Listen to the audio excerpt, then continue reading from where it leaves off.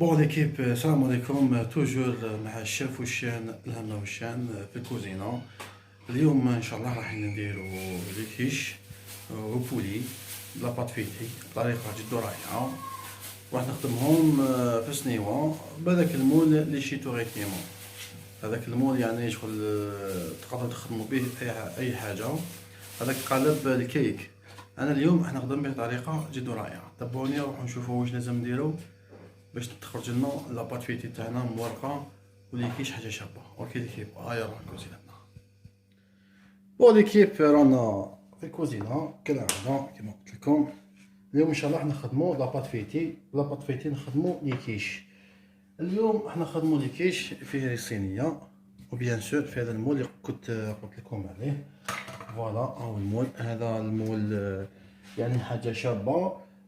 قالب الكيك، وانايا بالخبره تاعي يعني راح نخدم به واش حبيت انا، ماشي شرط الشركه اللي خدماتو يعني نقعدوا نخدموا به غير المنتوج اللي قصدته هو. على كل حال دوك تبعوا معايا واش عندنا هنايا. اون بليس نخدموا ان شاء الله ميني عفوا نخدمو دومي بلاطو تاع بيتزا كوفر اللي كانت يعني بزاف عليها طلبات وعندهم الناس مشاكل فيها، يعني شغل شويه ما عرفولهاش. اليوم ان شاء الله راح تبان طريقه التحضير تاعها في الدومي بلاطو. عليكم.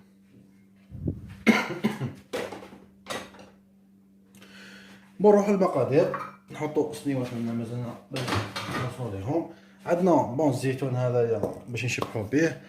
عندنا عجينه مورقه 500 غرام. عندنا كيلو تاع فارينه. عندنا فنجان زيت تاع اتاي. عندنا نص لتر لامه. بون لي كيف هنا سبقت في الماء و 20 غرام تاع ملح وفنجان تاع زيت.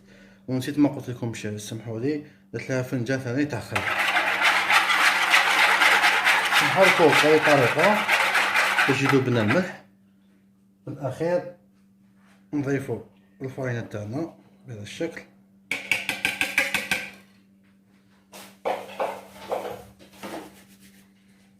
بسم الله.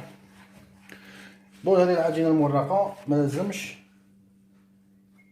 تتنعجن مليح، نلموها برك يعني ماشي حطول في العجين تاعها باليد يا ربي. واحد 10 دقائق غير تنتلم.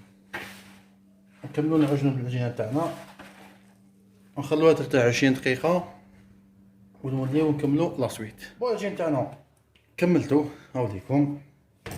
هذا راه كيلو. انا بالنسبه لي سبحان الله العظيم كي نعجن كيلو يبقى انا رطل في يديا. على كل حال انا مولف نجيب بالكونتيتي. خلوه يرتاح واحد 20 دقيقه. نغطيوه بالسيلوفان يرتاح مليح كالعاده. نكملو لاسويت. بون بعد ما خلينا العجين تاعنا يرتاح نوجدو الزبده تاعنا نحطوها بهذا الشكل. بون تكون شويه ذايبه باش ما تغبناش في الحلال. نقطعوها مربعات صغيره بهذا الشكل باش من بعد كي نفتحوا العجينه تاعنا بارطاجيوها مليح فوق العجين هذا بهذا الشكل.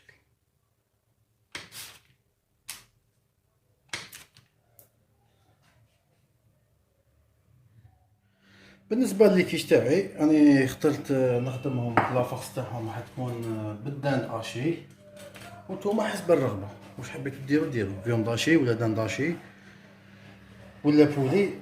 توت فاصون واش حبيتو نتوما. بون هنايا عندي واحد 100 غرام تاع دان داشي.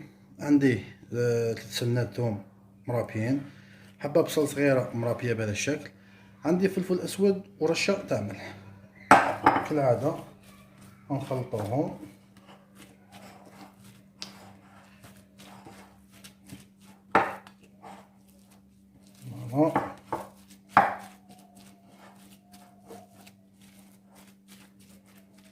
نروح نديروهم في المقلي يطيبوا نوجدوهم اللي كيتش ونوليو ليكم. بون شعلنا الزيت تاعنا راه يتسخن كما قلت لكم. طيبوا الدنداشي تاعنا نوجدوه على بونس باش نخدموا به بارد.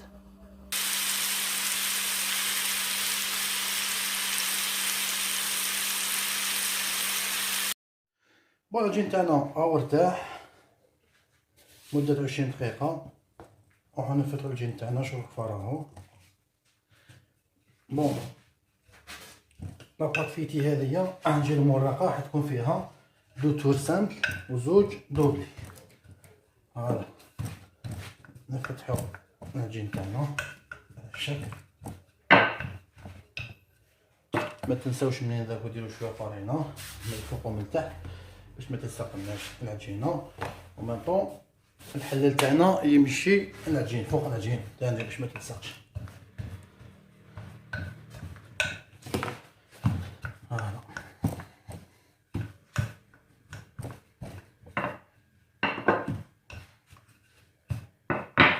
خلوها دائما نضرب في المستطيل باش تجيكم خدمه سهله.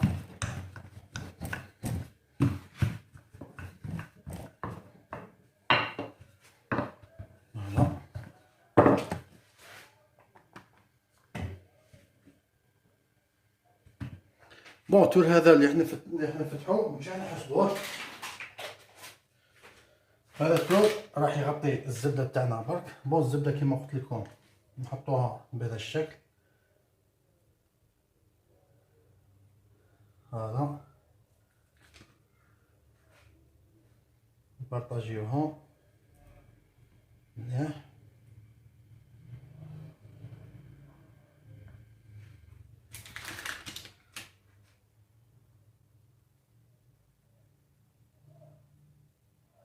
فوالا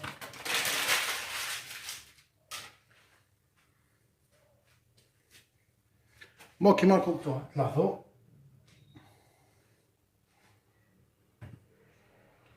التور الاول هذايا ومنخلوش الزبده تخرج لنا على العجين، لازم تكون مخبيه.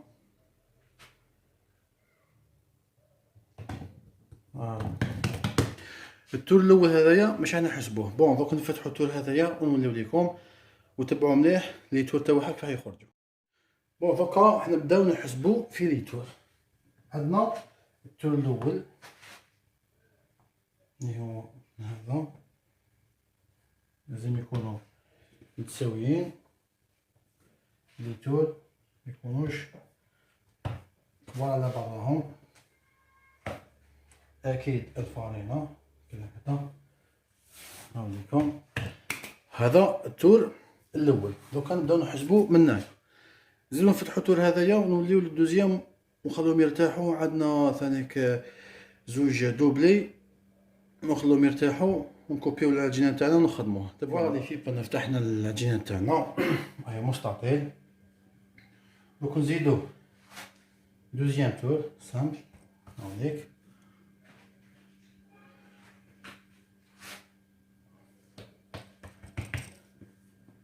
دونك خلوها تريح ترتاح. هاي ليكم هذا الدوزيام تور سامبل خلوها ترتاح، وتقدروا متخلوهاش ترتاح باسكو في التور الرابع اكيد فما صح تخلوها ترتاح باش ما تكونش العجينه تاعنا مزيره وتساعدنا في الحلال. انا معليش نفتحها ونخليها تريح في التور الرابع. ودوكا وصلنا للتور الرابع دوبلي اللي هو زوج دوبلي. الدوبلي هاوليكم كيفاش رايحين ندوبليو العجين تاعنا بهذا الشكل. فوالا هيك لازم تكون هذه طبقه وهذه طبقه كيف كيف. هاي لكم هذايا تور الرابع دوبلي. نراه دوبلي. خلوها هنايا تروبوزي واحد 10 دقائق ولا حتى 20 دقيقه تروبوزي مليح. ولا تقدروا غدوه ان شاء الله حتى الغدوه تحطوها في الثلاجه تخلوها ترتاح مليح باش تجيكم سهله. نزيدوا لها التور الرابع اللي هو التالي ونجاجيو تخدموها واش حبيتو سواء كوكا ولا مونشو ولا بولاك. انا اليوم خيرت لي كيش وبيتزا كوفر. خلوها ترتاح. بعد ما ارتاحت العجينه تاعنا دوكا راح نزيد لها التور التالي كيف كيف اللي هو التور الرابع دوبلي كالعاده. الفارينه من الفوق ومن تحت بهذا الشكل. نكملو نفتحوها نطويوها نكوبيوها ونروحو ديريكت نخدمو بها لي كيش. بون بعد ما كملنا سي بون لي تور تاعنا ان شاء الله كنتو تبعتو مليح لي تور تاعنا. دوك نكوبيوها قدامكم قدام الكاميرا باش تشوفوا الفيلطاج تاعها. بون حنكوبيو واش نسحق باش نخدم لي كيش بهذه الطريقه. فوالا هنايا باش نخدم البيتزا كوفير تاعي. بون نوريكم انا بالعاني في الوسطانيه. بون شوفوا الفيلطاج تاعها كيف راهو نوريكم، يعني راهي مورقه مليح وكل شيء واضح في الكاميرا، يعني ما حنخبي لكم والو. نزيدو الموصل الثاني تاعها نوريكم راني نقرب فيها مليح كما قلت لكم. راح نخليهم هنا يرتاحوا وهذه دوك نخدم بها لي كيش. نفتحها نوجدها ونوليو نشوفوا طريقه عمل لي كيش. وليكيب رانا ولينا العجينه تاعنا بعد ما فتحنا الورقه تاعنا خليناها ثاني ترتاح. عندنا بورت بياس رقم 90. تقدروا تخدموا كما قلت لكم في السنيوه لي كيش تاعنا. اليوم نخدمهم انا هنايا، ولا تقدروا تخدموهم ميني كيش في هذا المول. على كل حال نبداو. عندنا 3 3 6 عندنا 12. احنا نخدمو 12 نكوبيو 12 القطعه تاع الكيش. معليش نديروها زياده وتكون عندي ليه مول.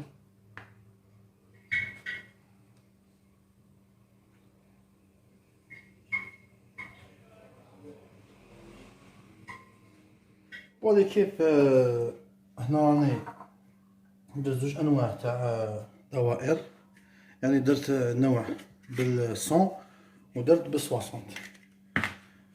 تاع الصون نخدموهم في لي سنيوه، وتاع السواسونت نخدموهم في هادو لي مول. هنايا السنيوه تاعنا نروحو نديرولها شويه زيت بهذا الشكل غير بالعقل.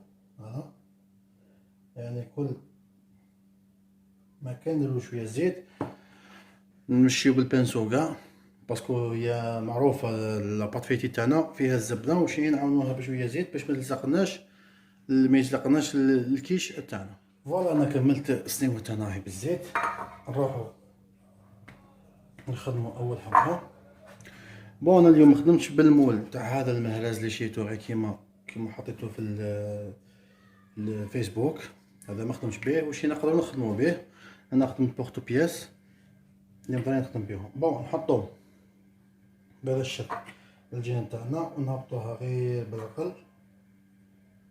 فوالا نسقمو من الاطراف تاعنا، نزيدو حبه ثانيه. فوالا نهبطوها من لتحت، نزيدو الحبه ثالثه. فوالا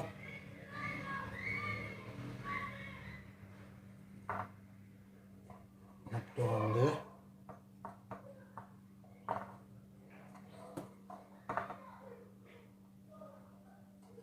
ونكملو العجين تاعنا نحطوه في سنيوه نبيكيوه بالفرشيطه في الوسط باش يدخلو طياب، نفرسيوه ونديروه يطيب. وقبل ما نديروه يطيب بيان سور نوريكم السنيوه كيف وجدتها بلا فرص تاعها. وليكيب لي كيش تاعنا راهم واجدين مازال ما طيبتهمش، برك حبيت نوريكم كيفاش جاو في السنيوه وفرسيتهم بالبولي اللي طيبتو اوريكم. بون دوك بالنسبه للجبن المبشور ماشي حنديرو دوكا، خليهم يطيبوا كي راح يطيبوا يكملوا يطيبوا في الفرن، نعاودو نخرجوهم وندير لهم الفروناج مع شغل يذوب ويكملوا طيابهم. دوك راني شاعل الفرن وراه يسخن ندير الكيش تاوعي يطيبوا. بون لي كيش تاعنا راهم يطيبوا في درجه حراره 180.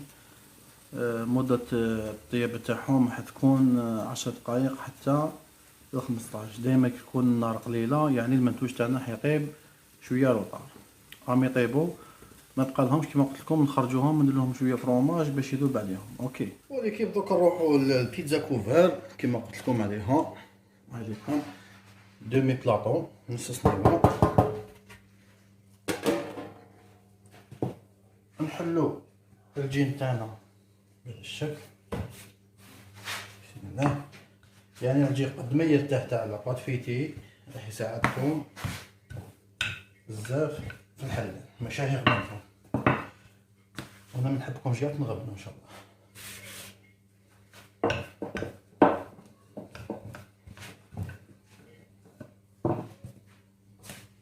ما تنساوش توجو الفارينه. نروحو نفتحوها وكي نفتحوها نقيسو السنيوه تاعنا اسكو راهي سوا خلوها تخرج على الاطراف ونوليو ليكم نكملو لاسويت. بون فتحنا الورقه تاعنا الاولى هايليك هذه الطبقه الاولى. الدوزيام طبقه نفسها كيما راكم تشوفوا نخلو العجين تاعنا يخرج على الاطراف. دوك نجيبو بيك بات نديرو العجين تاعنا بهذا الشكل ندخلو ليه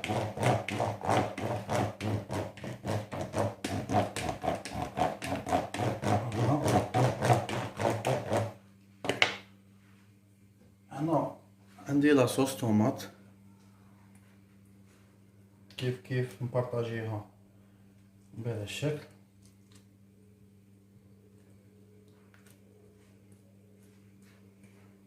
ما نكثروش لاصوص تاعنا سورتو كي تكون ملحيه. هذه راهي كيما نقولوا باللحم تاعها تاع الطوماطيش تاع البصل بهذا الشكل غير باش طيب لنا بيتزا كوفر تاعنا. فوالا دوك نفس الشيء نعاودو نفتحو الورقه تاعنا ونحطوها من الفوق ونكوبيوها في الاطراف. تبعوني رانا زدنا حطينا لها الورقه الفوقانيه بهذا الشكل كيما راكم تشوفوا هذيكم. يعني خدمتها قدامكم قدام الكاميرا خطوه بخطوه كيما قلت لكم. ثاني نخلو الحواشي دوك نكوبيوهم بهذا الشكل بالحلال.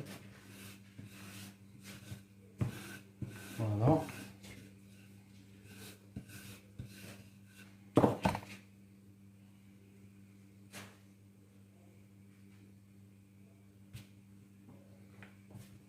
لاباط فيتي تاعنا دائما نطويها باش ما يروحلهاش الفيطاج بهذا الشكل هاوليكم.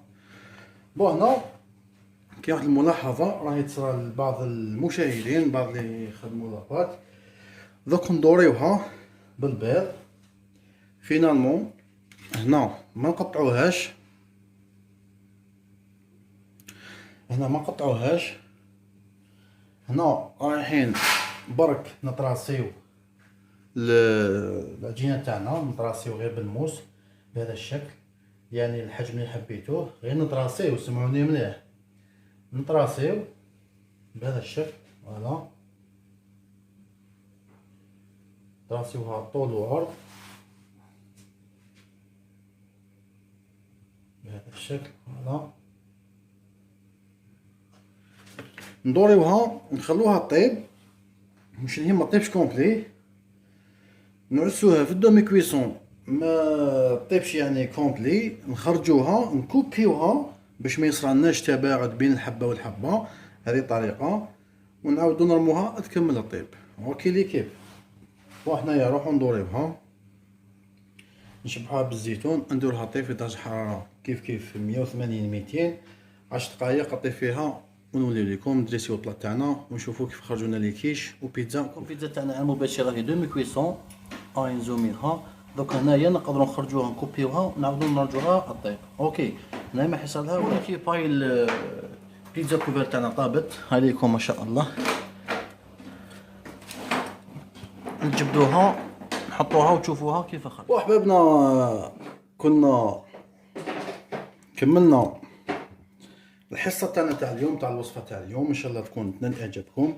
راهي بيتزا كوفر شفتوها كيف طيبناها. يعني راهي ما شاء الله. رانا دريسينا لكم البلاط تاعنا بلي كيش. هاهي لاباط تاعنا سمعوا هاي كويستيون لي كيش تاعنا كيما راكم تشوفوهم طيبوا ما شاء الله. انا قطعنا حبه في جايكم باش تشوفوها هاي ليكم طابوا مقرمشين. ما عليا غير نقول لكم الله يفرقنا بلا ذنوب ان شاء الله في حصه ثانيه وصفه جد رائعه مع الشيف وشان الهمه وشان. وبيان سور ما تنساوش بارطاجيو باش تساعدوا الناس من لاباط فيتي، اوكي، باسكو عندهم مشاكل بزاف فيها. المره الجايه وتحياتنا لكم، بارك الله فيكم، السلام عليكم.